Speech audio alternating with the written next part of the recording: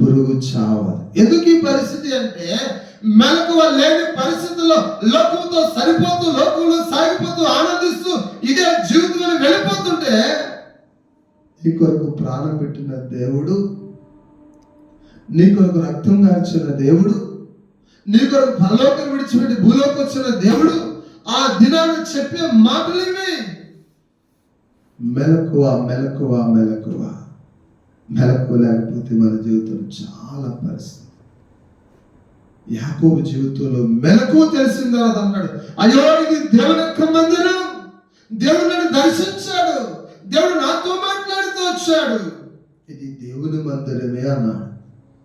కనుక ఈ రాత్రి కాలంలో నా ప్రియమైన సంఘమా, చాలా భయంకరమైన దినాలు రాబోతున్నాయి.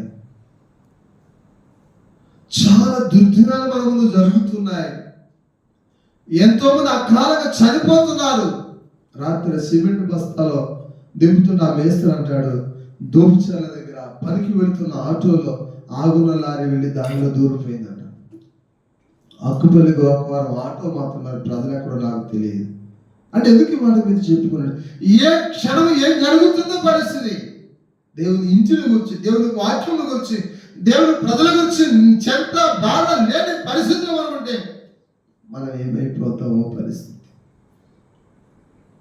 బాగుందిలే, జీవితం చక్కగా ఉందని దొరికిపోతుంది అనుకుంటే ఒక దినం ప్రభు వస్తాడు.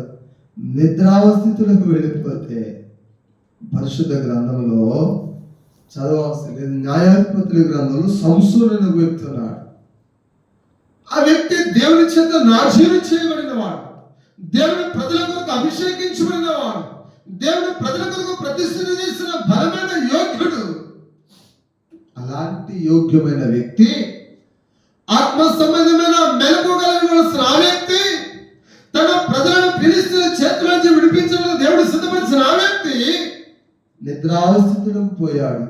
ఆత్మ సంబంధమైన మెలకువ లేదు.